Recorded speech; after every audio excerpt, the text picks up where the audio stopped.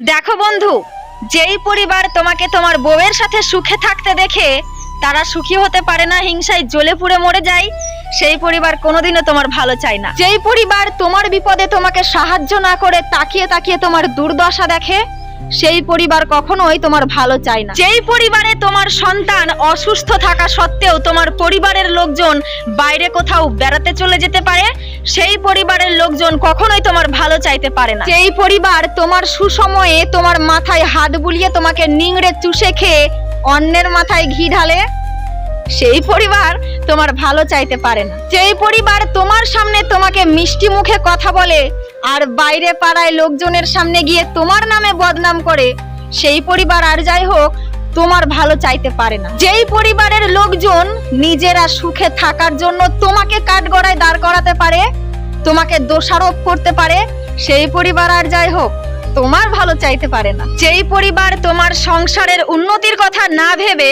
কিভাবে তোমাকে সব সময় দমিয়ে রাখা যায় সেটা ভাবে, সেই পরিবার কখনোই তোমার ভালো চাইতে পারে না। যেই পরিবার তোমাকে আর তোমার বউ বাচ্চাকে ভালো খেতে পড়তে দেখে হিংসে করে, সেই পরিবার কখনোই তোমার ভালো চাইতে পারে না।